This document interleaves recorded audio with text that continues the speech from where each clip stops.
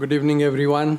Thank you for joining us, given that it's a working day, busy Thursday at work, and thank you for taking the time to come and join.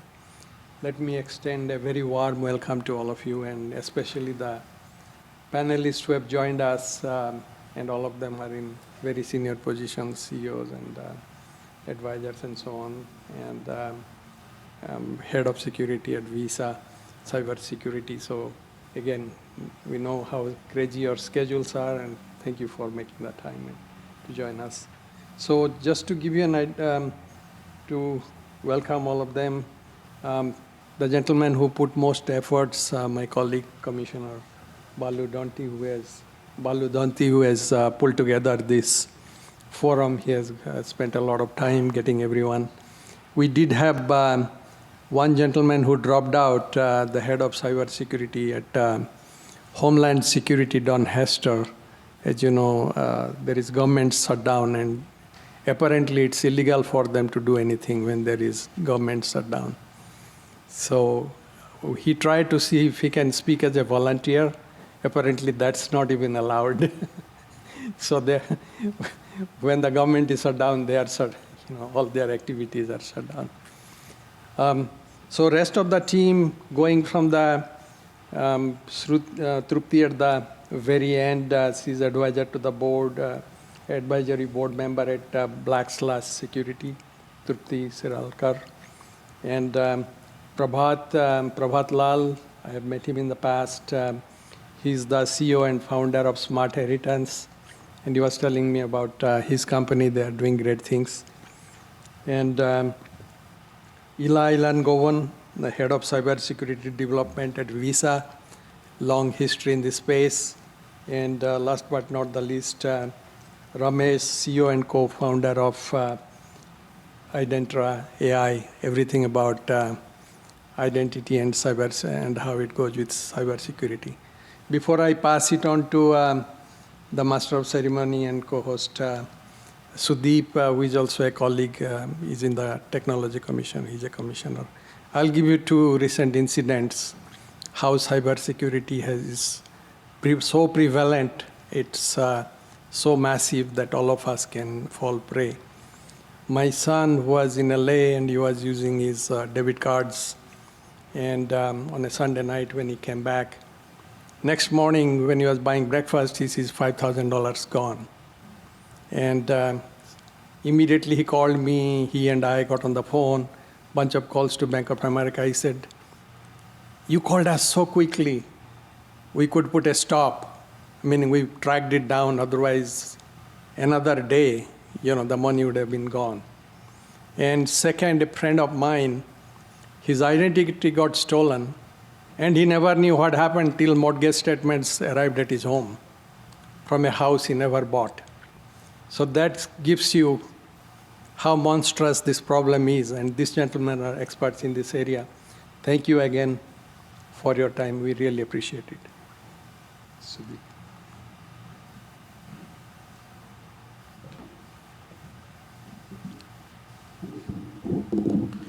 Thank you, Chair Donthi, and thank you all of you.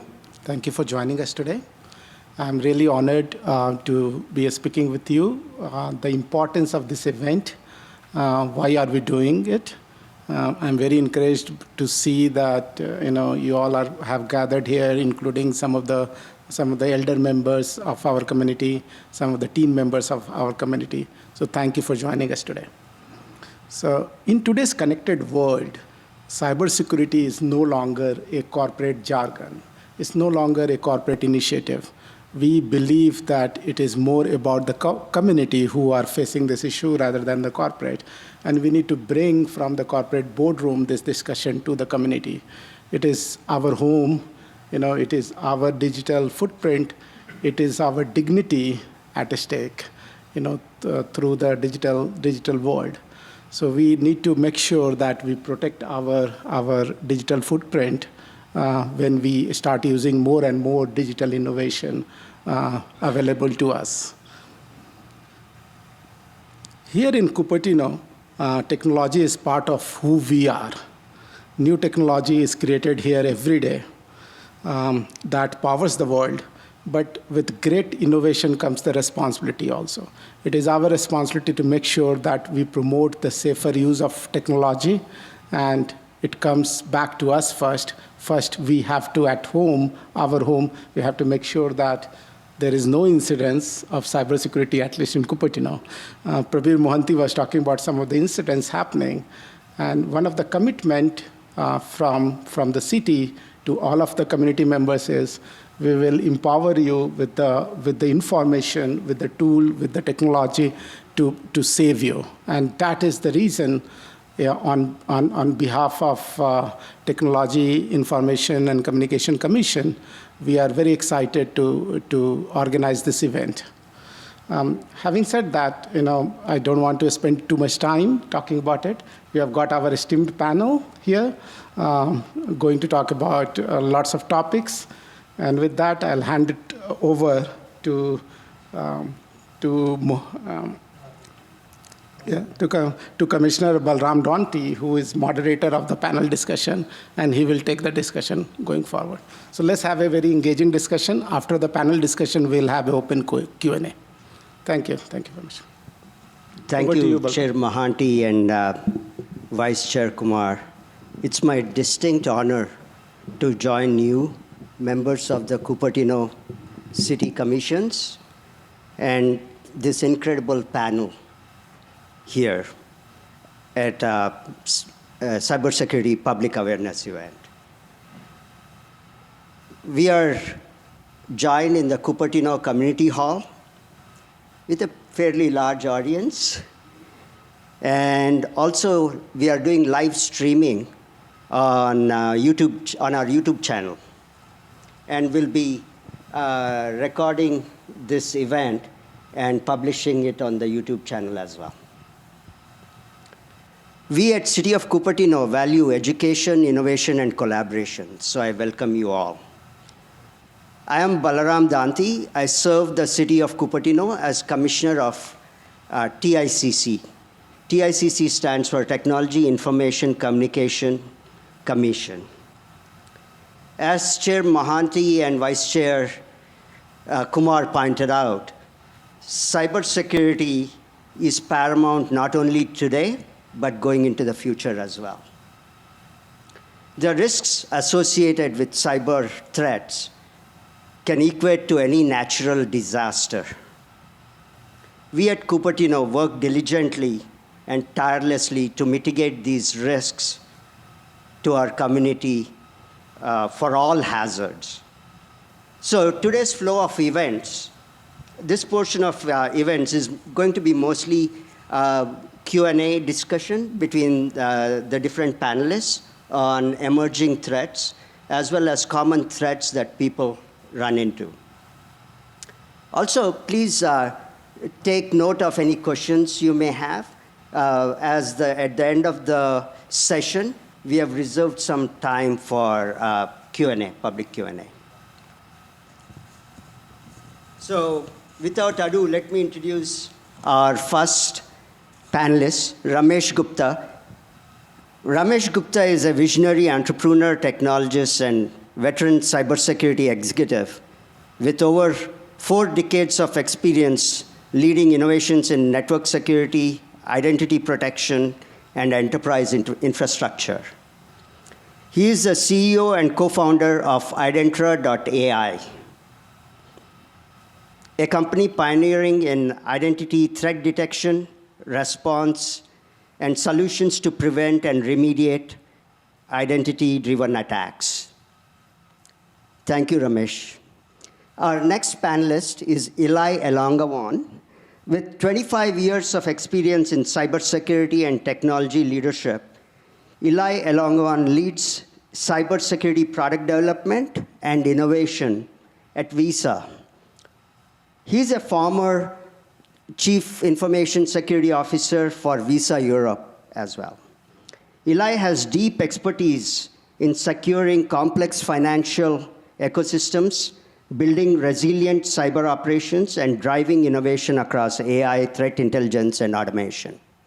Thank you, Ilaiy. And next to me is Pravat Lall. Pravat has been driving force in cybersecurity, leading global product strategy at McAfee to enhance consumer protection and digital safety. With over 25 years in cybersecurity, he's pioneered innovation in digital security solutions for enterprises and consumers. His thought leadership has elevated public awareness around emerging cyber threats. Currently, he is a founder and CEO of SmartHeritance, a secure all-in-one personal legacy manager that organizes life's essential details, finances, insurance, expenses, and final wishes, and shares automatically in times of crisis or after death, easing stress and preserving clarity for loved ones. Thank you for joining, Pravat. And then we have Trupti Shiralkar. Sorry about that. She is a seasoned software security leader with 18 years of experience building security and privacy programs at Fortune 500 companies like Amazon and Datadog. Currently, she's a director of product security at Illumio and serves on the advisory board of Backslash. Trupti specializes in embedding security guardrails and paved roads into fast-paced development environments, ensuring innovation in AI and enterprise systems are both scalable and secure. Thank you, Trupti. Thank you, Balaram. Happy to be here. Unfortunately, our panelist, Don Hester, could not join. As Chair Mohanty pointed out, he was unable to join.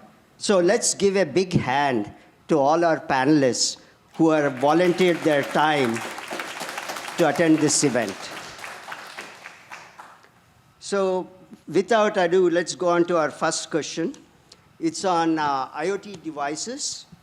IoT device availability and data they collect are increasing exponentially, from consumer products like smart fridges, security cameras, to government systems. Compromised IoT devices have been used as entry points for hackers, raising serious security questions. What are your thoughts on the Internet of Things? I think Pravat will start us off on answering this question. All right. Thank you, Balaram. First of all, thank you for having me and having us here. This is a great public awareness event. I'm really impressed with what the city and the commission has been doing. So congratulations on that. Talking about IoT, Internet of Things, look, those are devices that provide a lot of convenience in our daily lives, whether it's a smart thermostat, to a baby monitor, to connected cars, or city infrastructure even. They're popping everywhere, which is really exciting. At the same time, also, it's a little bit concerning. Look, connected devices, all of them are nothing but a small computer in and of themselves. And every computer can be a potential entry point for attack. And the constraint that we have with IoT devices is the resources don't allow them to have full-fledged security system like we have on traditional computers, right? So that's the issue. Unfortunately, many IoT devices in the market, they prioritize convenience or cost over security. That means they ship it with outdated software, maybe poor encryption standards, and that makes the devices vulnerable. Once the device is compromised, it can be used for spying or stealing information or even in a coordinated large-scale attack on larger infrastructure, as we have seen in the past. Okay? But it's not all doom and gloom, right? There is something that we all can do, both manufacturers and consumers can do together. Manufacturers, if they need to adopt a very well-defined security policy, simple things like forcing consumers to change the default password, or providing automatic software updates to stay up to date with security standards, or even a publicized security and privacy policy. Those are important. That's what manufacturers really have a responsibility for to do. On the consumer side, what we all can do is, well, first of all, go to a reputable manufacturer who have published security standards or privacy policy that they stand behind. Second, once we get the device, make sure we change the default password. It's usually admin or password. That's very easy to guess, right? it seems such a small thing, but the impact of not doing that could be huge. Third, keep it updated. If automatic updates are allowed, turn it on. If not, whenever an update is available, make sure you take the time to update it.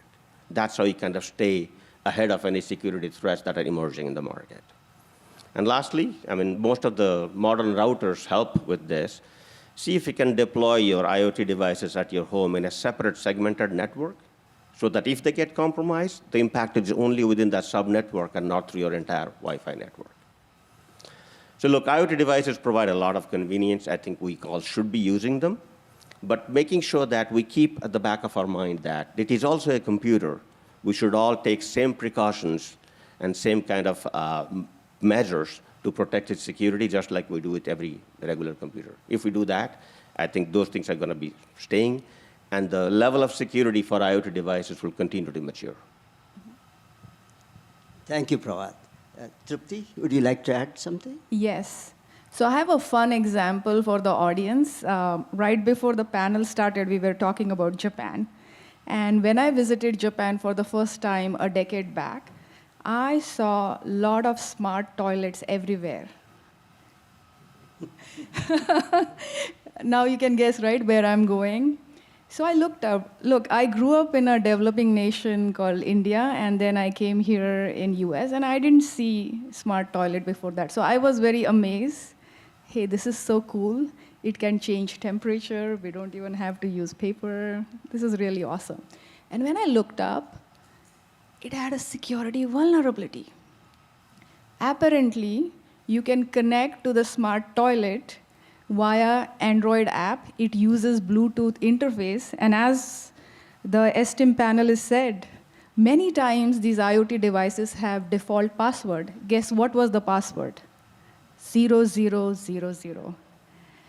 So let's say you want to cause distress to your neighbor. All you have to do is download the app, connect to the Bluetooth interface of the smart toilet of your neighbor using 000, and you can do all sort of fun stuff. But jokes apart, there is a very popular cybersecurity company here in the Valley called Palo Alto Networks, and they conducted a research, and according to them, 57% of IoT devices have serious vulnerability. That's like almost 60%.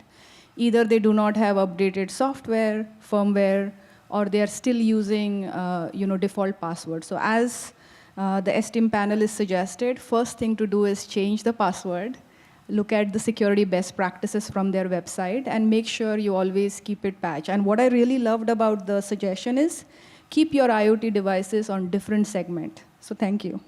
Over to you. Thank you, Trupti. Thank you for your funny example over there. So our next questions, which everyone runs into on a daily basis, is we all have so many accounts and passwords, right? How do we securely and conveniently manage our passwords? If I suspect my email or social network account is broken, or online account, a bank account is being compromised, what is the first step that I should take? Ilaiy, would you like to take a cut at this? Absolutely. First and foremost, thank you very much for organizing this. It's wonderful to see everyone here.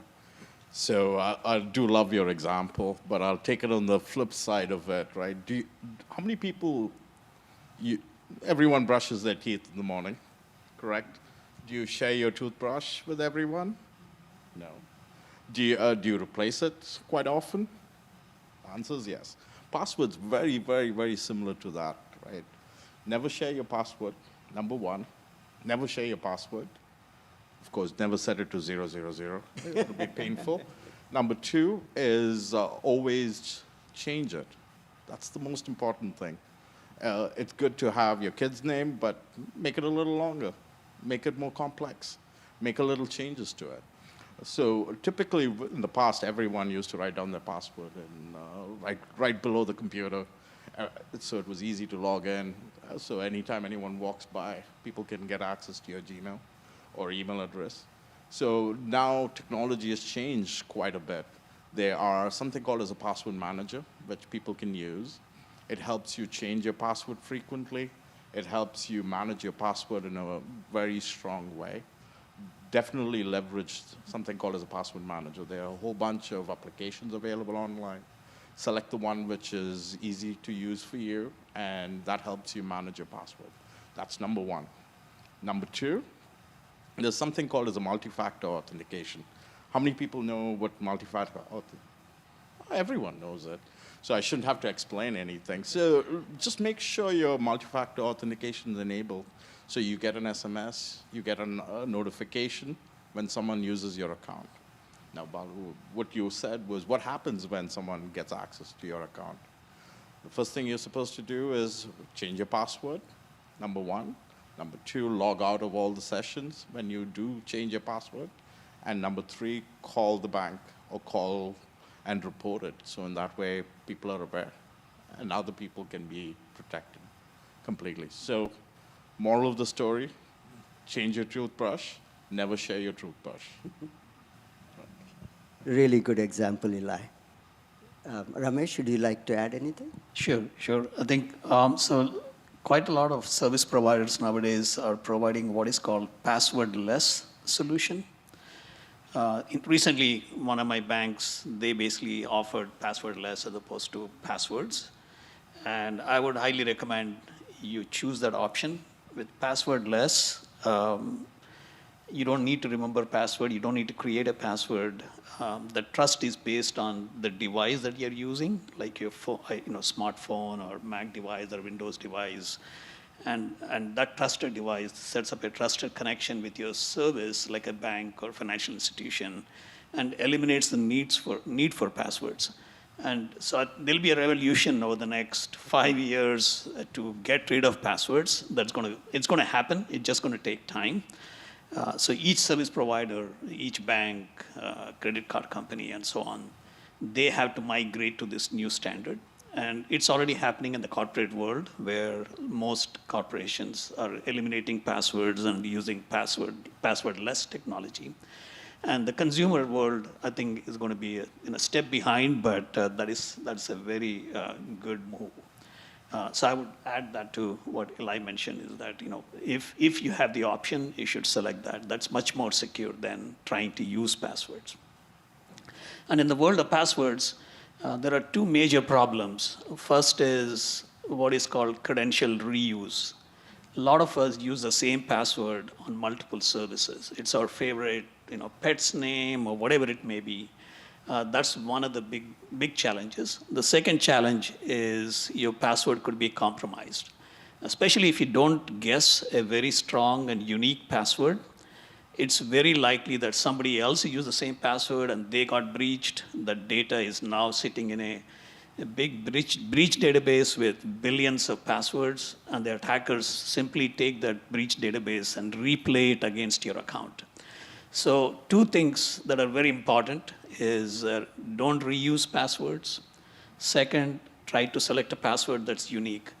And as Ilaiy mentioned, the password managers accomplish both of them. They generate unique passwords for each service you're accessing. They generate, so it's never reused, and the password is unique and strong. But as I said, if you can eliminate passwords, that is the way to go. Thank you, Ramesh. Any of the panelists would like to add anything? I think till we have the passwordless solution ready to use everywhere, I would say go for passphrases. You can think about your punchline or motivational line that keeps you happy, content, and throw in bunch of numbers or special characters. And every time you enter that, you're going to feel good about it. And passphrases are usually difficult to crack compared to passwords and easy to remember. And I guess as Ilaiy and Ramesh both mentioned, try to keep your passphrases different for critical functions such as banking or accessing, different critical functions like your home safety related system versus your social media. Your social media can have different set of passwords, so that even if one password or password gets compromised, rest is secure. So yeah. Thank you, Trupti. Going on to our next question. The last year saw the rise of ChatGPT and generative AI. How do these new advancements impact our personal privacy, security, and society as a whole? What should a person do to protect themselves? Pravat, would you like to? Sure, yeah, thank you. Show of hands, how many of you have not heard of ChatGPT? Or have not used it? Oh, just one, okay. Very few. How many of you have not used it 3 times already today? Look, it's hugely popular. I think that had changed the way we do things around here, right? It's transformed how we create, how we write, how we learn. It has given us power, and like you said, with power comes responsibility, right? Look, for any major technological breakthrough like this, it always has implication in terms of privacy, security, even for society as a whole, right? And so does generative AI, right? On the privacy side, for example, many people don't realize this, that everything that you enter into an AI tool, it can be stored, can be analyzed, can be used to train future models. I mean, while you are using the AI tool, it seems like a one-on-one experience, but whatever you put in, whether it's financial information, personal information, company documents, code, once it goes, you basically don't have any direct control over where that lives anymore after that, right? So a rule of thumb I would encourage everyone to think about is never share anything with an AI tool that you would not post publicly. Clear rule of thumb from a privacy standpoint. When it comes to security, for example, just like it has given us people power to do so many things better and faster, it has also given a lot of power to the bad actors as well. They can come up with highly sophisticated scams and phishing and whatnot. They'll be very realistic. We all have to be cognizant of that fact and really raise our antennas higher to really look for some of the telltale patterns. Like if you get an email that has, take this action, there's a sense of urgency, or there is a hint of consequence if you don't do something, it's highly likely that's a scam or something like that, right? Or anything that sounds too good to be true. And that area is evolving. I mean, AI has really made deception scalable all of a sudden, okay? Talking about societal impacts, right? My take is that AI has raised questions about misinformation, trust, bias, things like that. I mean, the line between what is authentic versus what is generated is getting blurrier every day, right? So as much as cybersecurity practices are important for AI and AI tools, so is digital literacy. People need to understand what they are consuming, what they're using. A simple thing, this is what I tell my kids. If you get something in your, something that arrived at you, don't just blindly forward it. Verify it. And if I told you guys, hey, did you know that behind the library this big thing happened? You'll probably want to check it out, verify it before you share it with somebody else, right? It's the same practice. So that kind of digital literacy and awareness is also equally important for AI, right?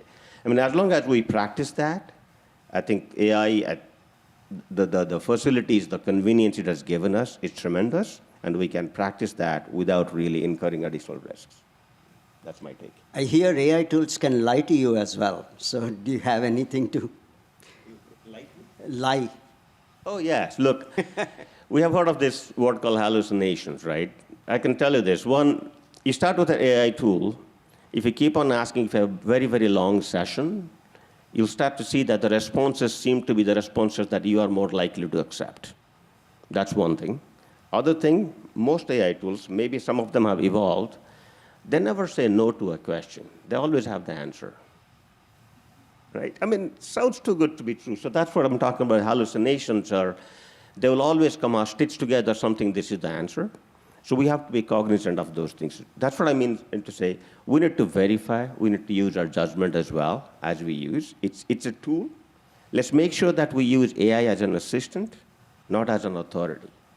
AI should not be telling us what to do. We should be using AI to do what we want to get done. Yeah.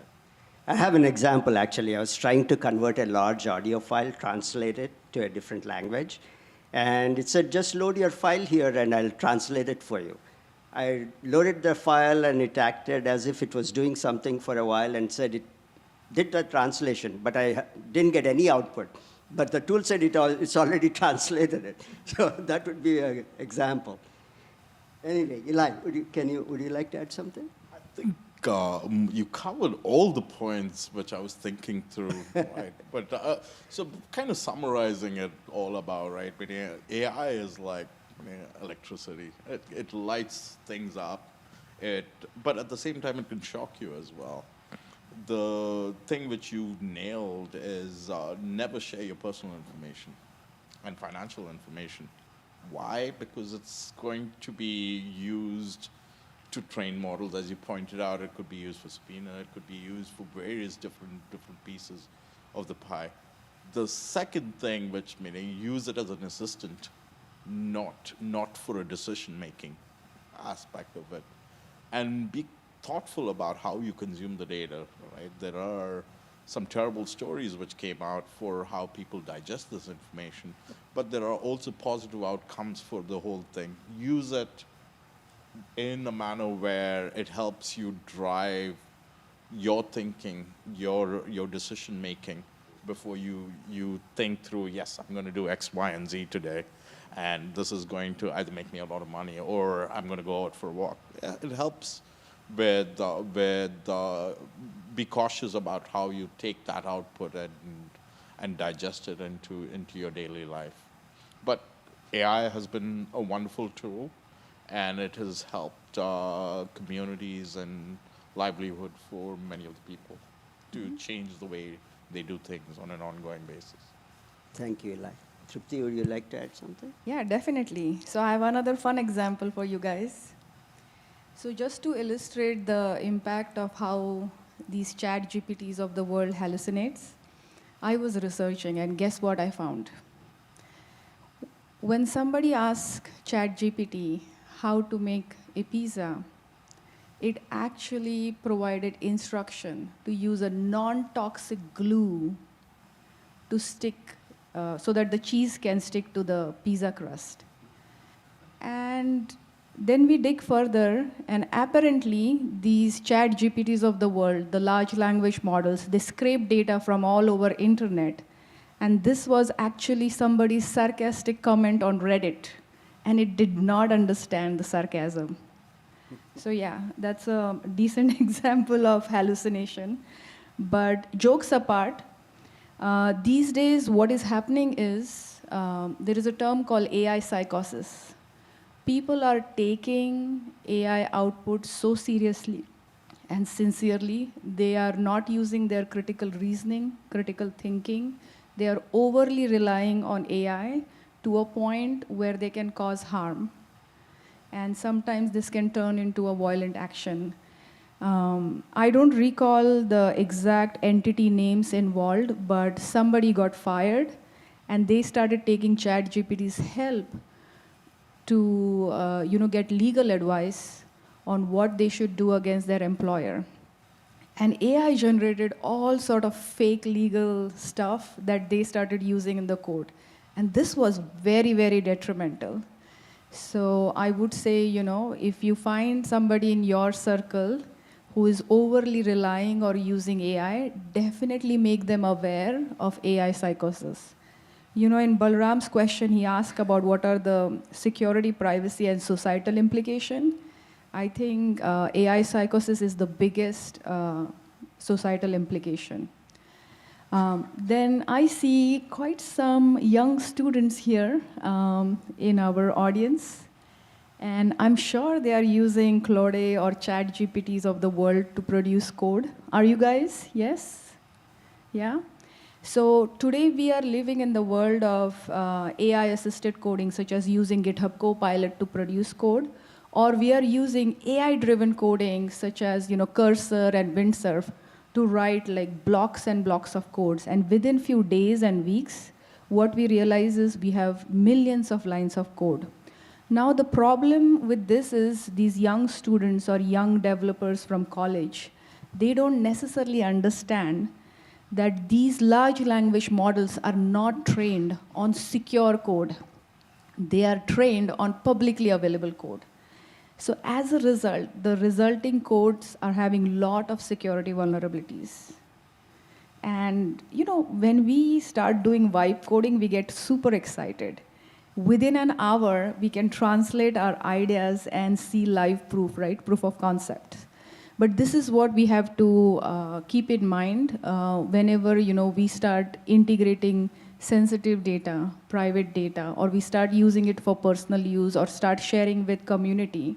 It will have security vulnerabilities because creating secure code was never the intention. Translating an idea into proof of concept, that was the intention. So keep that in mind. Yeah, those are the two things I would like to bring up: AI hallucination, psychosis, and secure code usage. Thank you, Trupti. Oh, would you like to add something? Yeah, Ramesh? so I think most applications like Instant Messenger, Facebook, all the social media applications we use today, they have a privacy setting feature. And the same thing is true for generative AI, like ChatGPT or Perplexity or any of these models you use. There are privacy settings. And the privacy settings are stronger if you're a paid consumer versus a free user of these tools. I would highly recommend that you look at the settings and configure them such a way that the data you submit is not used for training the models, going back to the comment that Pravat started off this discussion with. But there are settings that you can adjust and make sure that your data is, even if you accidentally submit it, that it's not being used by the model, not being remembered by the model, and not being, given out if somebody else asks another question related to the topic, your data doesn't come out. So looking at this privacy setting, configuring it correctly is very critical. Goes back to our comment about resetting default passwords and so on. So any tool we use, social media tools or AI tools, adjusting the privacy settings is very, very critical, especially as a normal citizen. Thank you, Ramesh. So another interesting term I keep hearing is a lot. It's called pig butchering.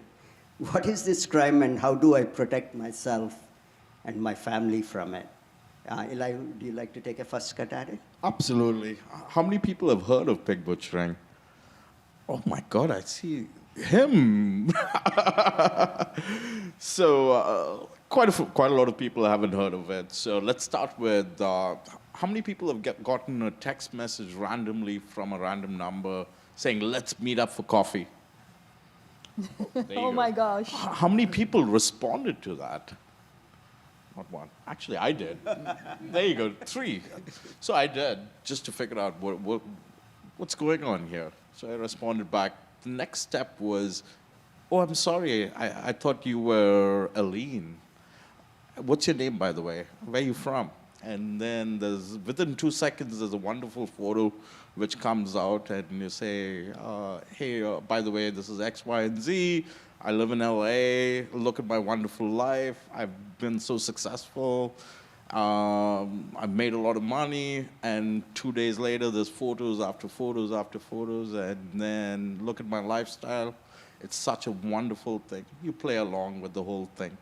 And then once the trust is gained, so you've trusted the person on the other end, you've shared messages with them, they say, do you want to make investment in my platform?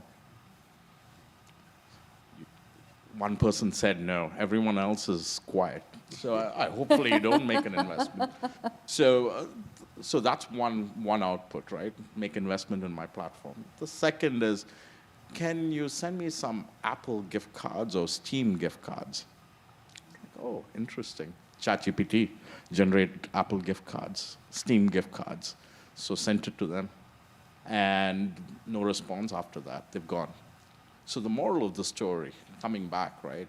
Typically, pig butchering is a very traditional word. They build trust in you. Once they build trust in you, then they start manipulating you, either for financial gain, through investments, or through gift cards. So ultimately, it's a win-win for them.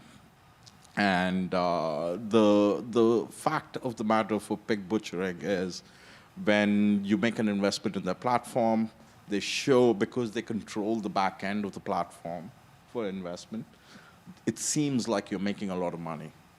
And all of a sudden, things go downhill. And what do they come back and say? Anyone want to take a guess? No? No. They say, put in more money, and you will make it back again. So pig butchering comes from that terminology saying you feed and feed and feed till you can cash out completely, and then they go away.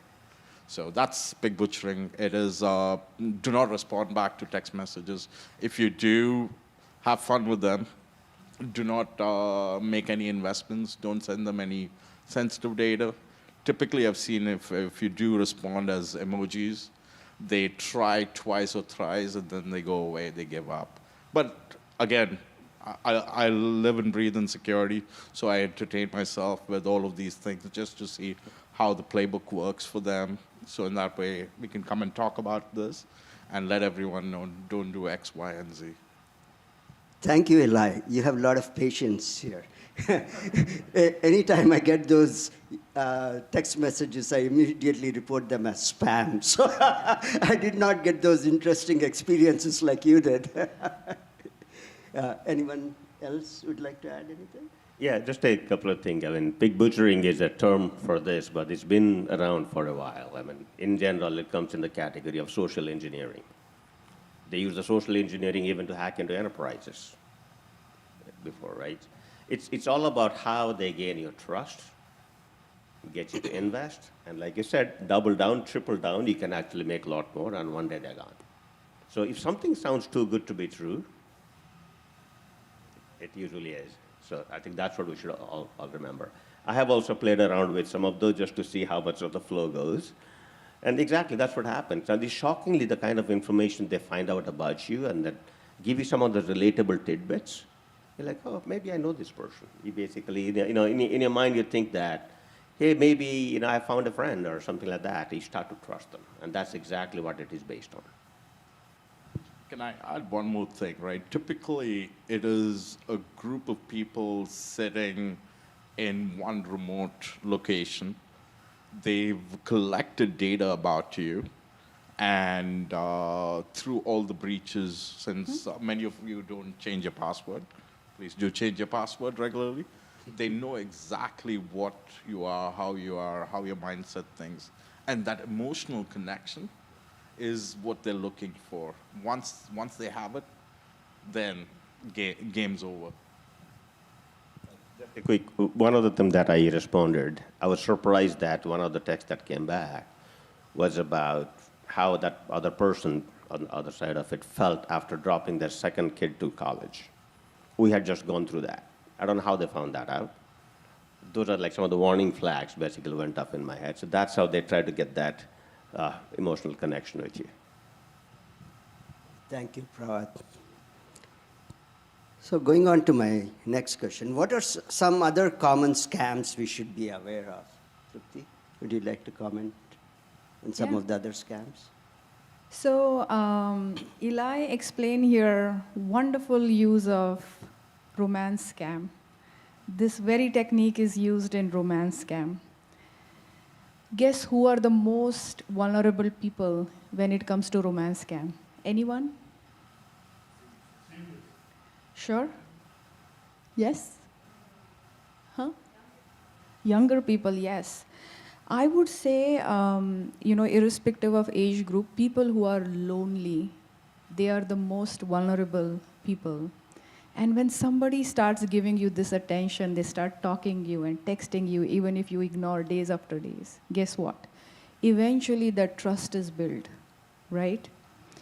So in other scams, I would say definitely watch out for those romance scam on dating sites, dating apps. Try to see if you're talking to a bot or actual human. After a couple of exchanges of messages, if you like that person, you may want to call them to meet in person, right?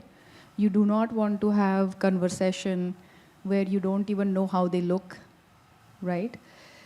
Then the second type of scam I can think about is tech support. People who are not very technology savvy, if they have difficulty, they can receive a phone call, email messages like, hey, let's get on a call. Would you mind installing this software that will allow me to look into your computer deeper? And then they basically connect to your computer and steal sensitive information. They even ask you that, hey, if you have credit card ready, you can pay XYZ amount and your problem will get solved. Guess what? The large organizations such as Microsoft, Apple, they never call you. They will always approach you via proper channels like emails and whatnot, and they will set time with you. So anytime you see any sense of urgency, any money transaction request, that's second alarm. And then third one is the classic phishing. We all get tons and tons of phishing emails where we see some similar looking link. After clicking that, we see quite familiar environment where we tend to enter our username, password, and then the credentials are stolen, right? So always look for the spelling of the URL, look for the domain name, host name, look for HTTPS. That little tiny icon of lock you see, that's very, very important to confirm that it's over transport layer security. So yeah, watch out for these things. And my wonderful friend here, Sumedha, she has agreed to do a fantastic online cybersecurity safety training workshop for our senior citizens of Cupertino sometime next month. So if you have interest going deeper, understanding anatomy of each of these attacks, I highly recommend attending her workshop. She will be delivering in person. Thank you, Sumedha. Over to you, Balaram. Thank you, Trupti. Yeah, it is very important when you get an email to understand if the person who's sending the email is really the person who's sending the email. So that's what you need to verify before responding to that email, right? Thank you. Yeah, because on a daily basis, I get at least 10 to 15 of those emails. So. Can I add one more thing, if Sure, you don't sure, mind? Ilaiy. I think we touched on a lot of email. We touched on such important topics. There was one thing which I actually, while sitting here, it just came to mind when, especially one topic you mentioned. How many people have heard of deep fakes? Right? So just to kind of summarize it really quickly without taking a lot of time, right? Deepfake, think of it as me appearing as a video message to you, asking you, hey, I am stuck somewhere, can you send me $500? And imagine your family member having something like that where you panic and you just respond. So kind of extracting it a little bit, right? This can be done through phone calls, this could be done through video messages, and a whole different way of delivering this. So typically, when you have a conversation with your loved ones, figure out what that secret word is going to be. So in that way, you know the person on the other end is actually a real person or not. So it kind of falls into a very tech support, all of these different things, but deepfake has become quite prominent around now. A lot of companies have lost money on it. A lot of individuals have sent money on it, and it's quite a scary thing, especially when you panic. Yeah, I hear it's mostly grandkids going to the grandparents. I'm stuck here and I want money, right? That's the type of thing. Yeah, exactly. Or actually, I've seen another one. There was a company in Hong Kong where the CFO, which was the financial officer, sent a message, hey, I'm going through this deal, send me a few $1 million, and immediately the guy received it and just did a transfer because the video was real and the call was real. He was on a Teams call, and it all seemed real. And given that there was no validation or a second layer of approval, the money just was lost. Yeah. And I've also heard of WhatsApp account takeovers, right? Where your friend is sort of texting you saying that, hey, by mistake, I had this 6-word code I had sent you. please send it to me. That's because your friend's WhatsApp account is already compromised, right? So what they're trying to do is take over your WhatsApp account. So never reveal your codes that you get to anyone, because on the other side, the person may have, their account could be compromised. So. Except for mine. You can send it to me, and I'll take care of it. Thank you, Ilaiy. Are there any online government resources that each citizen should be aware of for online safety?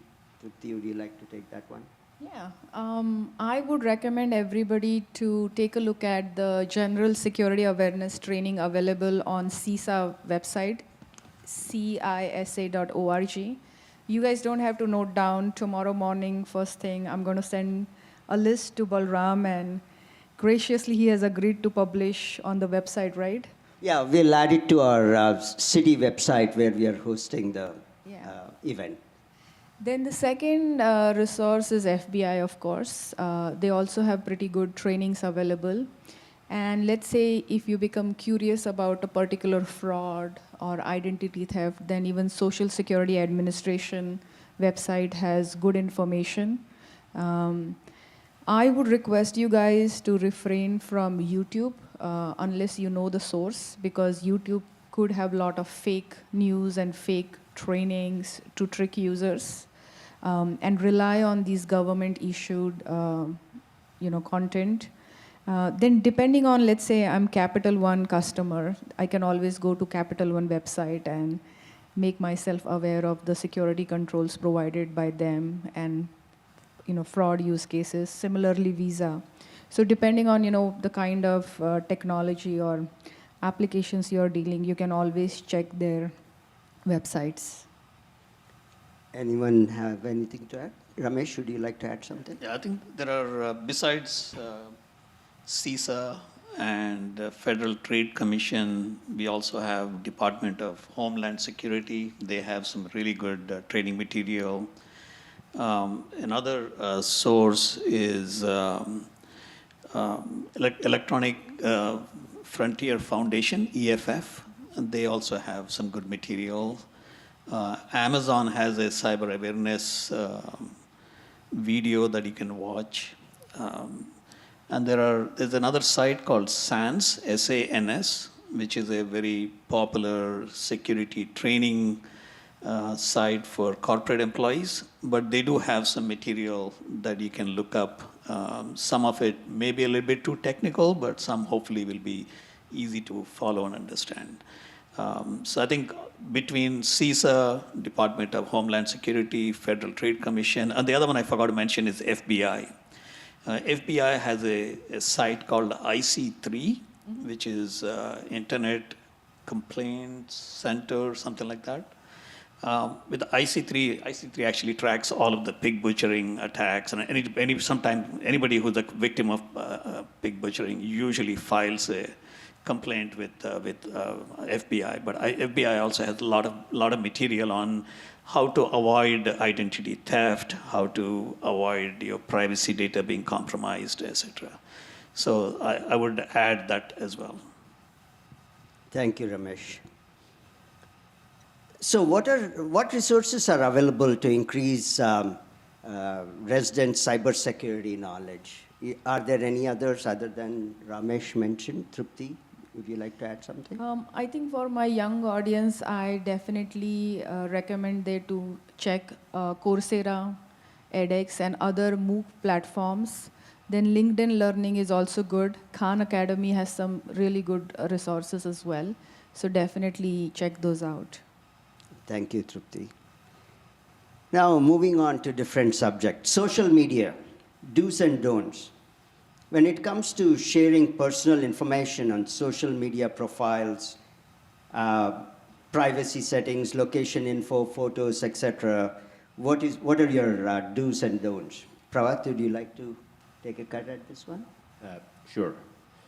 Social media is another one of those tools, I think. It's been around for a while. I love it. Look, social media, it has connected the world, gets us all together.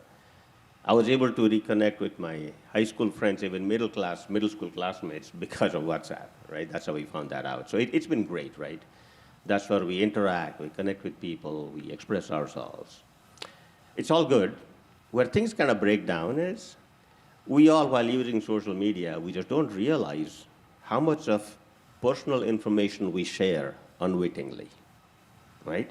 Take an example, you're talking about posting a photo. I took a photo of my son in front of my house, I posted it.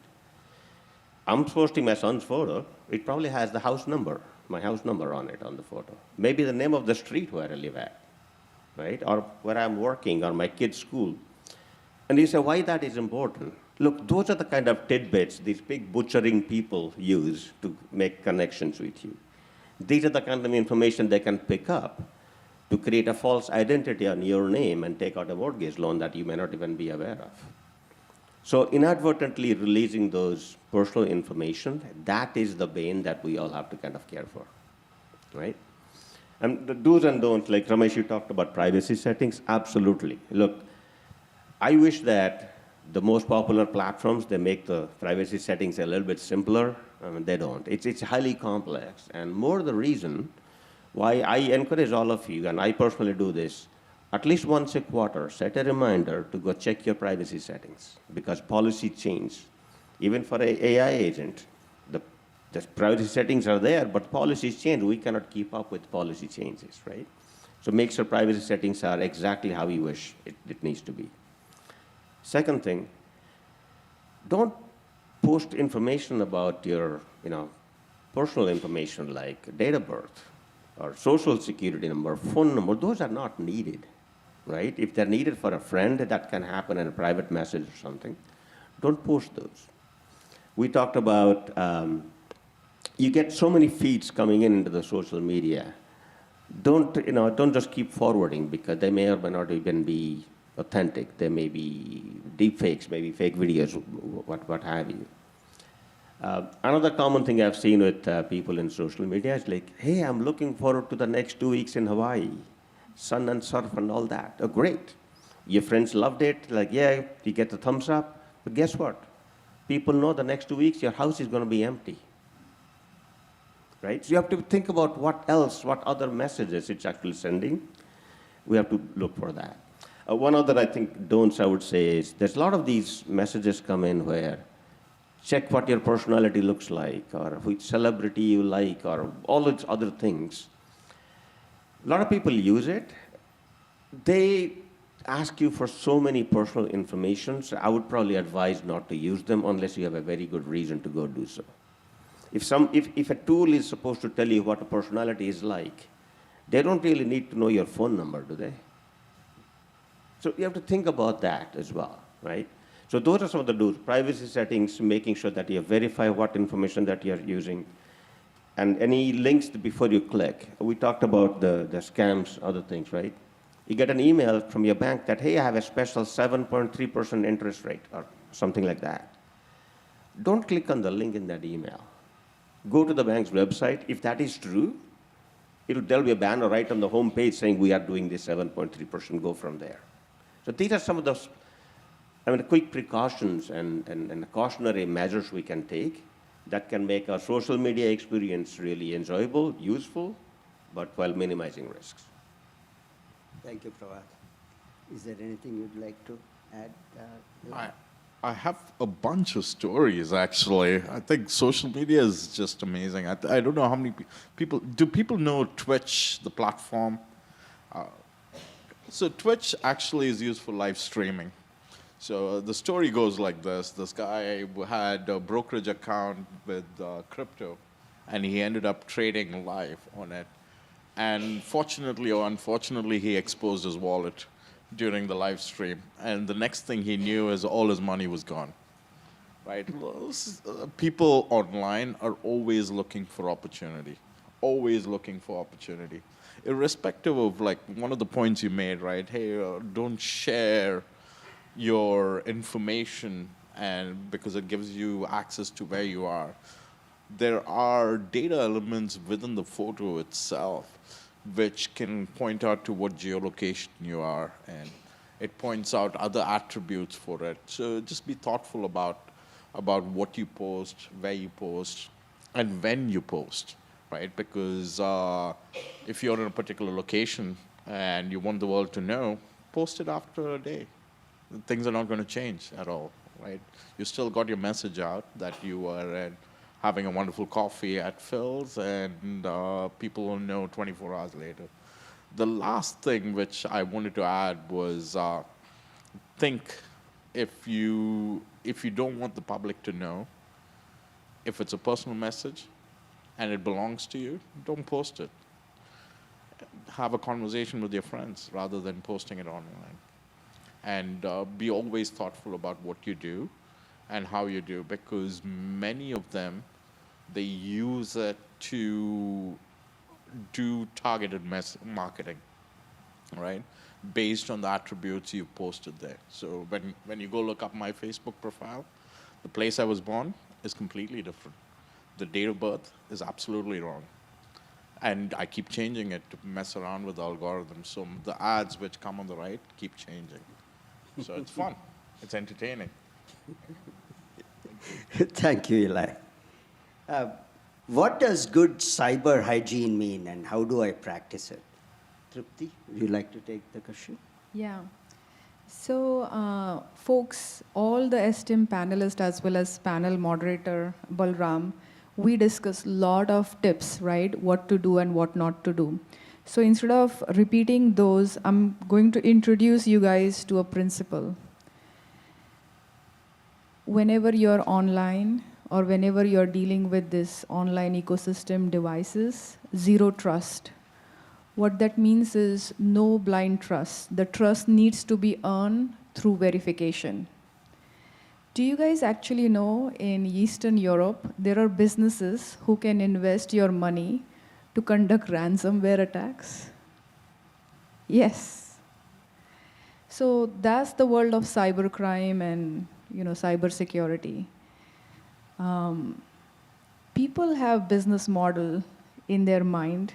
That's why they purposely create these systems such as social media so that you're glued there for hours and hours, days and weeks. So always keep that in mind by spending more time, by interacting, who is making money, what's their real intention, and what's it doing to us. So always question that. And that's it, yeah, zero trust. Thank you, Trupti. Yeah, any other, would you like to add anything else, Ilaiy? No, I think Trupti covered it quite accurately. Never trust anything. But if you do plan on trusting it, verify it. I think you kind of said that as well, right? No blind trust. Verify the information before you decide to trust it. The thing which came up, right, I don't know if it's a good example. Many of you have Netflix at home. I'm sure there's a good documentary called The Great Hack. It's quite remarkable how information's used to drive certain outcomes, and it's just fascinating to see what information they collect, how they drive certain outcomes. So if you have time, if you have an hour, definitely a fun watch. And it just opens your mind on what every company is after, right? Your personal data and how to drive business. Thank you, Ilaiy. Going on to a different subject, this is more for the teens here. What should teens do if they experience cyberbullying? Ramesh, would you like to take a cut at it? Sure. So I think there are some well-known best practices when it comes to what you should do with bullying or cyberbullying. In terms of cyberbullying, the first rule is do not respond or retaliate to the bully. Otherwise, you're going to escalate the situation further, right? So the first rule is do not respond, do not retaliate. Second, collect as much evidence as you can, like taking screenshots of text messages or pictures, videos, whatever the bully is sending to you, an interaction. Third thing is block the bully. So if the platform you're on, whether it's social media platform or a chat platform or whatever it is, and if it provides you the ability to block that person from interacting with you, block that person. So cut him or her off right away so that there's no further interaction. Fourth thing is report. You can report it to the social media platform on which this bullying is happening, so they can take action. They can revoke the account of the bully or report to law enforcement or whatever it may be. Talk to, as a child or the young adult, talk to your parents, talk to your counselors, talk to a friend. And if it is serious material where somebody is physically threatening you or they're sending you objectionable material, then try and engage law enforcement, cybercrime unit, obviously with the help of your adult parents and so on, right? Make sure that gets reported. Another thing that you can do is stay away from that social media platform. Just try to cool off, because normally when a situation like this happens, it's creating a lot of anxiety, grief, fear, all kinds of things. All kinds of emotions are going through your young mind. So stay away, stop using the platform for a while, and then go back and re-engage, but make sure that the person you're interacting with has been blocked. Going back to our famous privacy settings, again, make sure that the privacy settings are correct. For example, on social media like Instagram or Facebook, you can make sure that you don't interact with anybody outside of your contacts. There are a lot of settings that help you make sure that no stranger is approaching you and trying to interact with you. So make sure the settings are set as such a way that you're not interacting with strangers. There are also lots of online resources that young adults can use or teenagers can use. The two excellent resources are cyberbully.org, and then another one is a government resource. I think it's forget the name of it. It's stopbullying.gov. So these are two really very good websites that you can go and refer to, and they provide a lot of material. Everything I've stated here is probably documented as a best practices that you should follow. But most important thing is do not retaliate, do not respond, do not escalate the situation any further once you get into that situation. Thank you, Ramesh. Are there any other feedback? Yeah, the only other thing I would add, that's some great resources Ramesh talked about. Just know that if something is happening to you, you are not alone. You have help. He talked about many resources. There's law enforcement, cybercrime units. So the important thing is to realize that you don't have to deal with it by yourself. There is help. So reach out. Thank you, Pravat. Can you recommend 3 things that every resident should start doing tonight when they go home from here? Trupti, would you like to take that question? Yes. So everybody always remember all the phones we have, devices, internet, software system, everything is vulnerable, including human. Yeah. So anything can be the weakest link. So for non-human entities such as the devices and software and internet, always make sure the patching is up to date. And now that you know human can be vulnerable, always think what you can do. Second thing I would say is be aware of scammers. They are there to make money, and they will exploit our human vulnerabilities. And third thing I would say is, as Pravat said, do not be afraid of seeking help. Even if there are like a lot of bad guys who want to make money, by selling our information or exploiting the vulnerabilities in our system. There are a lot of good guys as well who are there to help us. And sometimes following safety protocol will feel like delayed gratification, and be okay with that. It's okay to be a little bit late. It's okay to receive things a little bit late, but definitely follow the safety protocol. Thank you. Thank you. Yeah, anything else you'd like to add, Ilaiy? Yeah, I think you covered some amazing points, right? I think during the start of the meeting, I think you mentioned we live in an area where innovation is key, right? So for me, when I think through it, cyber should be part of your habit completely. So as we talk through the whole thing, the key things which come to my mind is make sure you have a password manager. We talked about it. Don't click on anything. Don't overshare information, whether it's AI and social media. And always step back and think through, is the connection real before you take any other action? Very important. So cyber is part of your day-to-day life. It's like your seatbelt. I'd like to add one more thing, and that is a lot of us are in the habit of just trying to type in the URL. Like, for example, trying to access your bank, you type in www.bankofamerica.com or whatever. And if you make a mistake when you type the name, you will end up going to the wrong location. So one thing you can do is try to create bookmarks.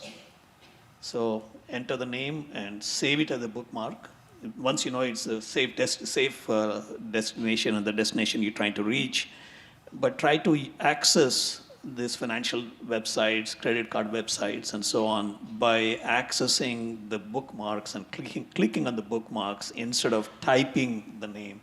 Because if you make a single error in the name that you type, you will end up on some other website which will try to impersonate the actual bank or financial institution that you're connecting to, and they will then try and steal your credentials and so on.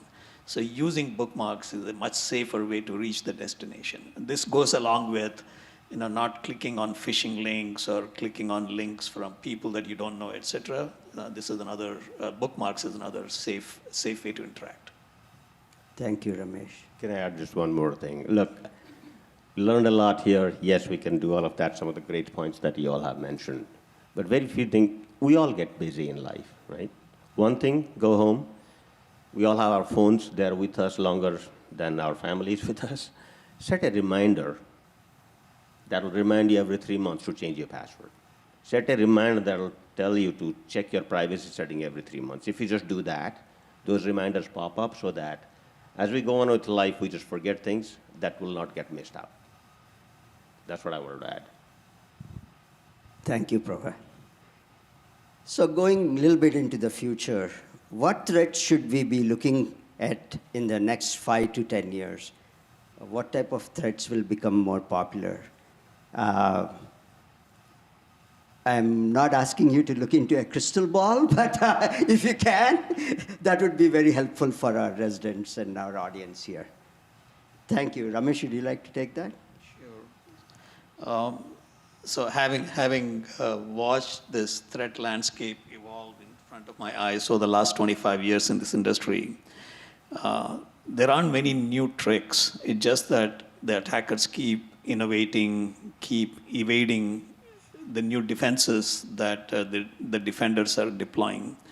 So when it comes to consumer threats, the biggest threat today is phishing, social engineering. With the advent of AI, this whole domain of phishing and social engineering is going to get better and better from the attacker perspective. For example, if the attacker is sitting in Russia and they try to create a phishing email, trying to create a phishing email, in the past, they had to type up that email on their own and craft the email.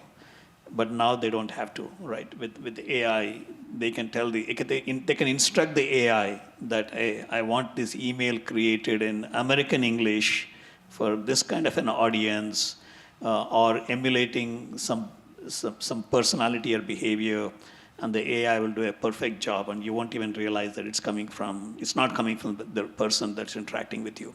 So AI is helping improve attackers' craft phishing messages. It's helping with deception that Pravat was mentioning, which is deepfakes. The quality of the deepfakes is continuing to improve, and it's only going to improve in the next 5 years.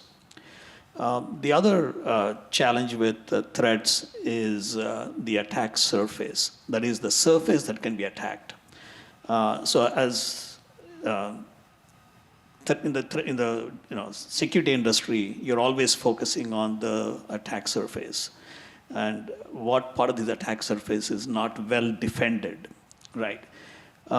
So with new technology and emerging technology, so for example, AI itself now is part of the attack surface. So AI itself can be attacked, and we are already seeing attackers attacking AI models and trying to compromise AI models and so on. And the same thing is going to happen with other consumer technologies like Web3 technology, which is like cryptocurrency, NFT. Today, cryptocurrency and NFT is not as well penetrated and as well adopted. But over the next 5 years, the adoption rates could be significant, and the attackers will find a way of trying to steal NFTs, or trying to steal cryptocurrency.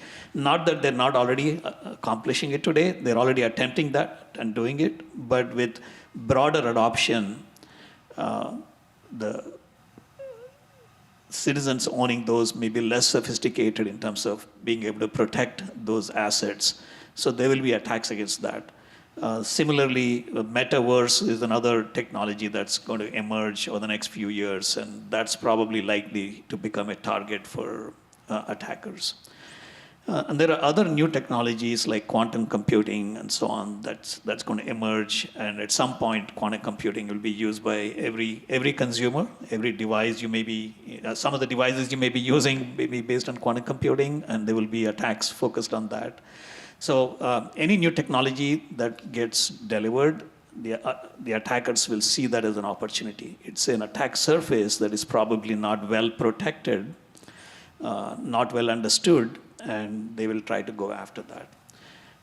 The other thing that's going to happen is in the corporate world, ransomware and extortion is one of the major trends that we see today. Most large corporations are getting compromised.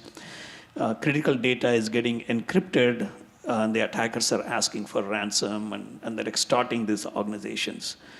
We haven't seen a whole lot of that in the consumer world, but I expect that to happen. Where anything that is precious to you and sensitive for you is likely to be encrypted, and the attacker may ask for a ransom. But I think I see increasing ransomware and extortion happening in the consumer space as well. So with that, I'm going to hand off. Thank you, Ramesh. Would you like to add any insights over there, Ilaiy? Yeah. So when I look at the threat landscape, right, it's from a holistic perspective, given that the audience here is mostly consumers, the AI is top key priority. I think the space is rapidly evolving. And as the space evolves, all the bad actors are consistently trying to leverage it to gain your trust. So watch the space very closely and see how it evolves. The second is similar to what you kind of mentioned, ransomware. For me, I would think of it more, your data sits in the cloud, right? Whether it's your email, your photos, all of it sit in the cloud. Identify a way it's protected, whether it's through password, and have a backup, which is always recommended. And as you bring in new devices, whether it's wearables, whether it's for your home, make sure that it's protected, and I love the way you say it, it's segregated. So in that way, your critical data, which you care about, it doesn't commingle with it. You don't want someone to use 000 for a password to annoy you, especially when you're using the restroom. Right? So I think the world's evolving. It's definitely a fun place. Cyber plays a very key role. And most of the technology vendors are trying to adopt some of these best practices. So in that way, the work you do is quite minimal, and it comes secure by default as much as possible. Thank you, Ilaiy. Ramesh, would you I'd like to add one more threat vector, and that is supply chain security. In the corporate world, attackers are penetrating corporations using a technique called supply chain security, where they're compromising software that these corporations use. The same thing could happen with consumer world as well, where any device or any application you use could be compromised by the attacker, and they can then implant a backdoor. And then once the backdoor is implanted and when the software is updated on your devices or on your applications that you use, that backdoor can then start exfiltrating data, stealing sensitive data and so on. So that's another major threat. We haven't seen that whole lot of that in the consumer world, but it's a matter of time before that happens. Thank you, Ramesh. Yeah, I have one. So Balaram's original question was around like in the next 10, 15 years, what kind of threat you can experience, right? So I thought about something. How many of you have your genome sequence? How many of you are customers of 23andMe or Ancestry.com, Hereditary? Anyone? Oh, smart public. So I wanted to find out about my genes, where I actually belong. And I did 23andMe, and it gave me a lot more information, like where my genes are from, as well as what are some of the fun traits I have. And when I wore my security hat, this type of data is so sensitive that if this gets compromised, it can not only compromise your medical privacy and confidentiality, but your entire future blood generations, medical privacy and confidentiality is compromised. So whenever we are dealing with genomic information such as RNA, DNA, we want to be extremely careful and only rely on trusted, secure sources to obtain such information. Well, current era is the AI era that is going on, but in 10, 15, 20 years, I definitely expect that genomic era will be here, where everybody's genome will be sequenced, and that information will be used for personalized drug discovery and medicine. So that's when we have to be super careful. But if your DNA data is compromised today, you can't bring it back. Thank you, Trupti. Pravat, would you like to add anything? No, look, I think there's some excellent points that have been made. One of the things Ramesh talked about is ransomware is highly targeted towards enterprises today and not to consumers. Well, that's because there is a cost involved for the bad actors to even go after a particular entity. With the advent of AI, that barrier, the amount of scale we talked about, the scale will enable them to go after more targets. That could include even consumers. Ilaiy talked about protecting our data in the cloud, keeping a backup, because they could actually hold that hostage. You talk about DNA security. Wearables like the eyewear right now, smart eyewear is the thing right now from Meta, from Amazon, and so many other players. What they see, what you can see, that can be compromised. That can actually be inadvertently used as a launch vehicle for something else.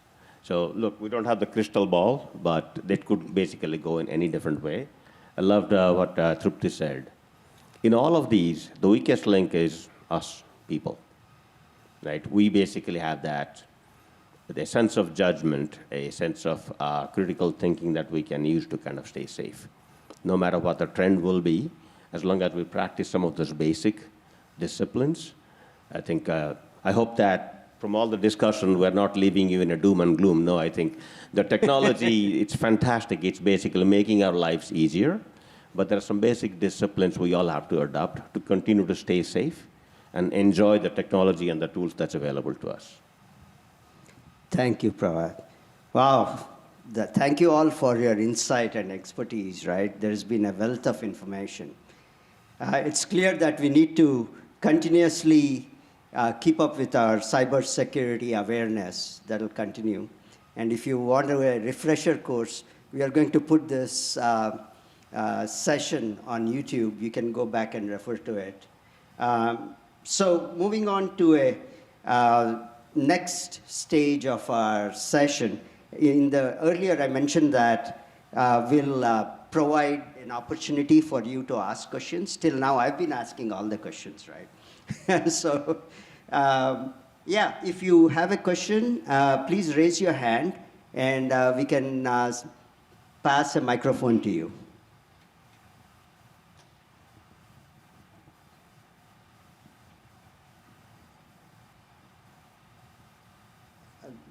The person on the right with the white hat, he had a question over there.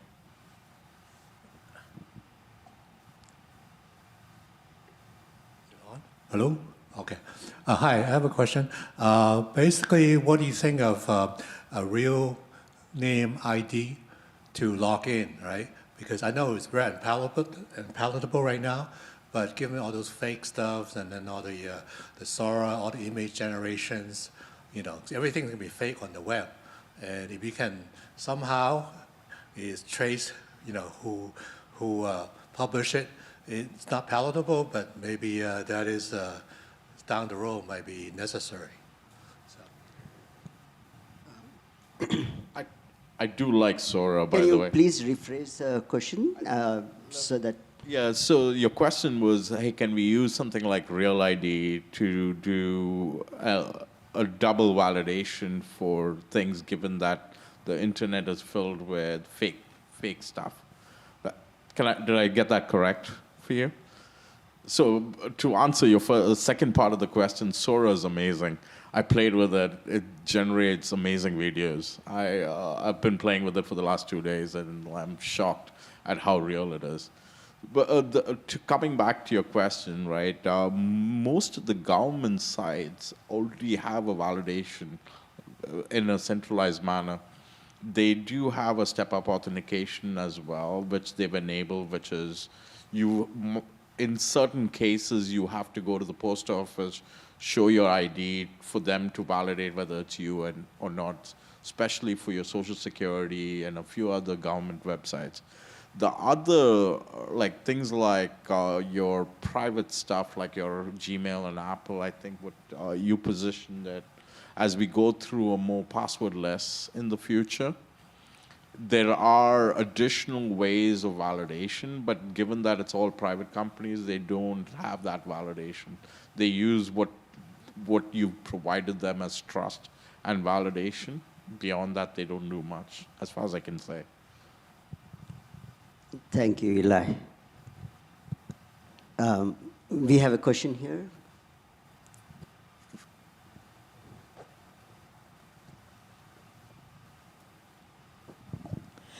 Hello, my name is Sudam Sahu.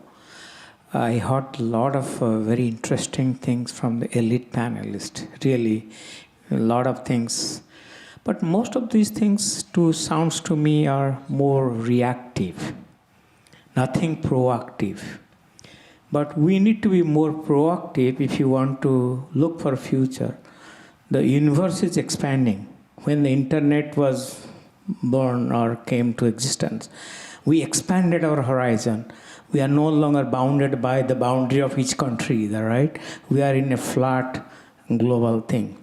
So if you look that side and consider the human psychology, what this ransomware, all the people in European countries, Russia and everything is doing, they're targeting you as a human with a fear factor. If you're fear for something, then you'll compromise because you don't know how to. And fear mostly come from unknown. If you know, you know. You know how to act. So how to handle the fear of human psychology so that that unknown factor can be mitigated so that you have less risk of dealing with the world today and our next 10 years or 15 years. Because we are going to go through AI, as you say, Ramesh. Thank you so much for such a wonderful insight into the cyber. Thank you. Anyone would like to take that question? I think you bring up something really fundamental, right? I mean, we talked about many things today, and not all of them are after the fact. In fact, like going passwordless, it's a proactive measure so that you don't fall victim to somebody else compromising your password. Backing up your data so that if the ransomware hits you, you're still safe. You can ignore that. So those are all proactive measures. Everything that we have talked about is proactive measures. What you mentioned is at the intersection of humans and technology, when they come together. Look, new technology always is designed to ease our way of life.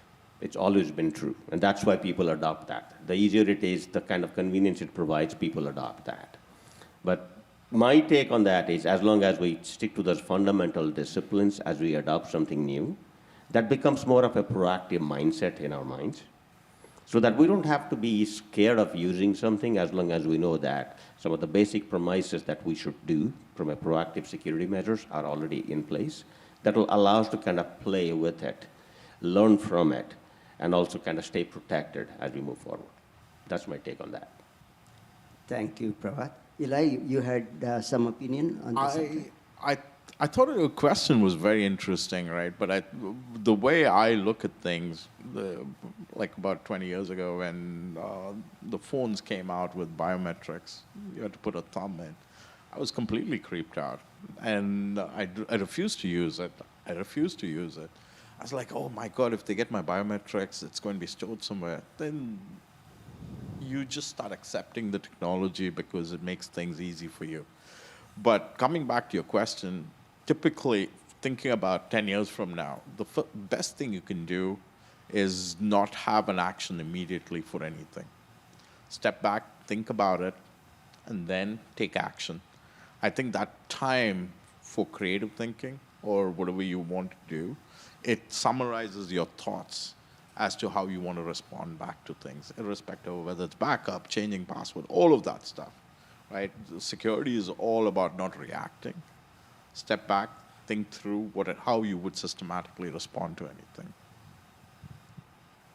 Thank you, Ilaiy. Yeah. Ramesh? No, I think this is an excellent question, and this is something that the industry struggles with all the time. How do you make, introduce a new technology that is safe and secure and proactively, protected, right? The challenge, I think, is in the interest of delivering things to market quickly, most vendors, most innovators, for them, security is number 2 or number 3, and time to market is number 1.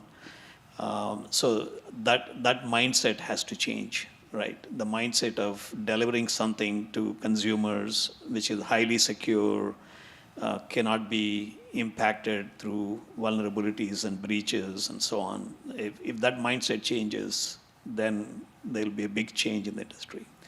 The one thing that I look forward to is, AI, for example, being used in the software development arena, so that when you're developing software in a hurry, AI tools can hopefully find the vulnerabilities, find the security challenges and issues, and help you rectify those before the final product is delivered. So I think with new technology like AI, and we have seen announcements in the last 1 week from ChatGPT, from other vendors as well, that they are now able to, the AI is able to discover vulnerabilities itself. So you scan the code through AI and it finds the vulnerabilities. Not only does it find the vulnerability, it actually can patch the vulnerability. So I think with advent of new technology like AI, there's a hope that the number of security issues we see, the number of security vulnerabilities, number of attacks, number of breaches can be minimized. I don't think it'll be a situation of perfect nirvana where nothing can be broken, no security issue will happen. But I think the number of security issues, number of vulnerabilities, number of breaches could be reduced with technology like AI. Thank you, Ramesh. Are there any other questions? Thank you for everyone for being here today. I just had a quick question for the young people who are watching this video. If someone is interested in going into the field of cybersecurity, do you have any suggestions on good topics of study or good majors? Any like mentoring advice? Yeah. I would say come and work for Visa. So I think it's a very important topic, right? Cybersecurity.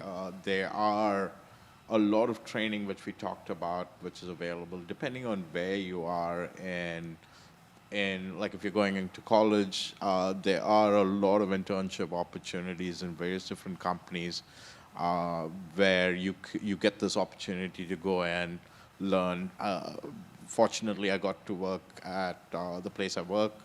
We were able to bring in a lot of interns into our company, train them, and all of them have been very successful.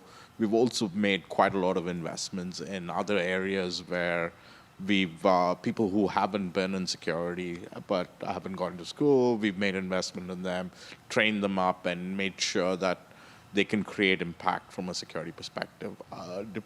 If you're in school, I think the kids now are extremely smart. They always are trying to think and break into things, and just continue that habit of curiosity. And as you make your way into school, find a good internship, and continue your life along. It's a fun space. It's you get to see so many exciting things, and you get to learn so many new things. Every day it's always a new story, and you get to learn something new every single day. And at the end of the day, you're like, oh shit, I didn't think about that. That attack was interesting. How did he come about that? You learn, you incorporate, and you move on. Thank you, Ilaiy. Trupti, Yeah, looks like you would like to add something. Definitely. So nowadays at high school level, there are cybersecurity courses available. So definitely those who are interested, I would recommend start at high school level. And if you look at some non-profits, they usually have opportunity, could be unpaid, to go do summer internship with them to strengthen their cybersecurity posture or work with experienced cybersecurity professional and get hands-on. So I can't thank enough Ilaiy for mentioning the importance of internship, because that's when you will get real-world experience. Again, when you're back in college, 20 years back when I did my master's in cybersecurity from Johns Hopkins, there were only 3 universities offering master's level specialization. But nowadays, pretty much every premium university is offering security specialization. You don't even have to think about master's. You can even think about associate degree or bachelor's degree with some courses in cybersecurity. If college is not your thing, you're more of hands-on guy, there are tons and tons of certifications are available. So right after your high school, if you have good programming background or you're more interested into forensics or hardware hacking, you can do those respective certification courses. And there are lots of jobs available in the field of cybersecurity, and you can get started right away. So it all depends like what's your nature and career goals. If you're more like me who enjoys academia and want to always keep on researching newer things and contribute back to industry, then college and master's degree is an option. If you're more hands-on, you want to work with local police department, FBI, DOD, you can take other route as well. So yeah. Last year I did a workshop for high school student, which is security, education, and career paths in cybersecurity, and it's available on YouTube. And I'm more than happy to share link with Balaram. Thank you, Yeah. Trupti. There was a gentleman over there who had a question. Hi, so my question is actually 2 questions for the 2-factor authentication, which is very prevalent these days. Initially, we had a password. Now we are going to the two-factor because we want to do the password plus the biometrics, in some countries OTP.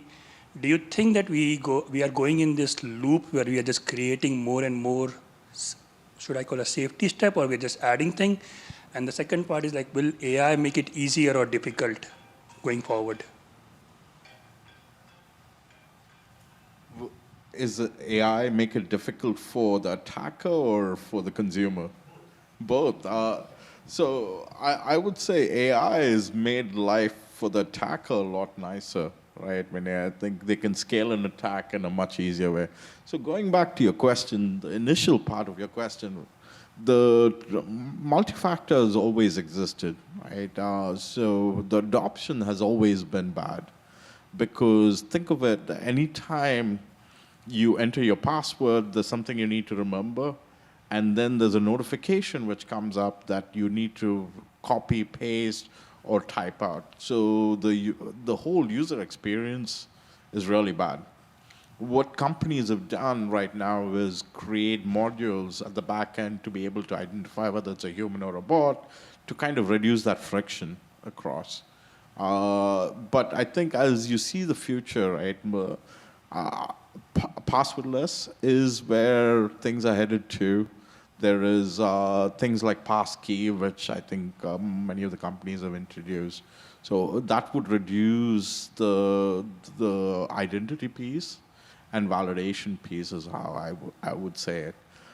AI is a boon and it's a shock as well. Life is going to be difficult for some of the defenders, but at the same time, we are able to respond to attacks using AI in a much quicker and a faster way. So things will evolve, things will get interesting, and we'll see how it pans out. Thank you, Ilaiy. Oh, Ramesh would like to add more. Yes. So when it comes to multi-factor authentication, there are weak forms of multi-factor authentication and strong forms of multi-factor authentication. So what's going to happen going forward is the weak methods of multi-factor authentication will be replaced by stronger methods of multi-factor authentication. But MFA or multi-factor authentication is not going to go away. It's going to be there forever. It's a good security measure. Just using one factor, it's very easy to defeat it and gain control of an account. So multi-factor is absolutely critical, and the stronger the method of multi-factor authentication, the better off you are. Even some of the best banks in this country, unfortunately, still use very weak forms of multi-factor authentication. It's shocking. But the industry is moving towards passkeys and passwordless, but still multi-factor authentication in spite of passwordless. Thank you, Ramesh. Gentleman over there. Yeah, so my name is Wen Pai Lu, and I'm with the ISD2 Silicon Valley chapter. So I'm now chairing the education committee, and also I'm part of the employment community.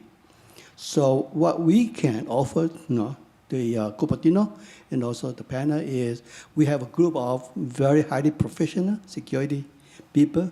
So I think there's a time that we could collaborate and work with you to provide the training for the high school or whatever they needed. I think that's something the Cupertino should collaborate with a lot of the professional association in the Valley.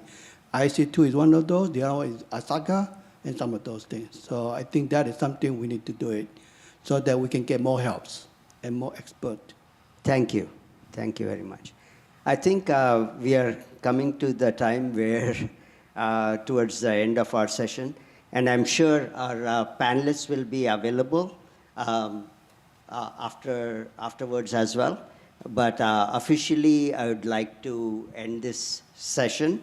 Before I end, I want to extend my sincere thanks to the esteemed panel of cybersecurity experts here.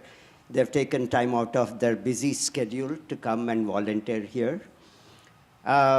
Also, I'd like to extend my appreciation to the Cupertino City Council, the Technology Information and Communication Commission, the incredible city staff who made this possible, especially our innovation and technology staff and our communications team. But most importantly, thank you all who joined us here in the room and online through our streaming services as well.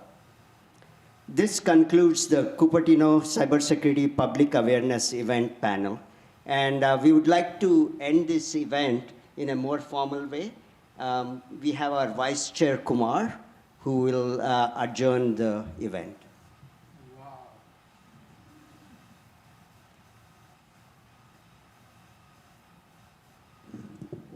Wow, very good, very nice. Please give a very good, big round of applause for our panelists. Thank you very much. Thank you very much to all the panelists. And we have got a small token of gift from our city for you all.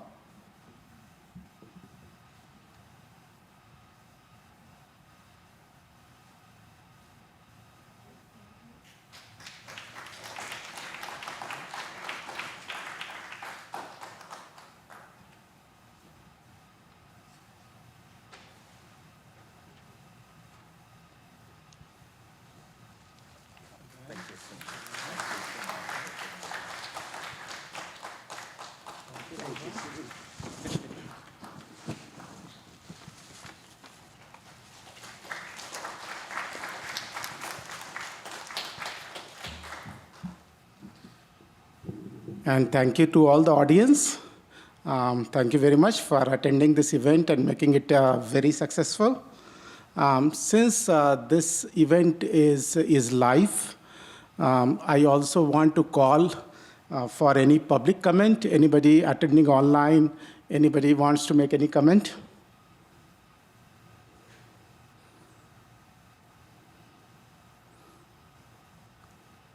Okay, count of 3. Okay, so no public comment.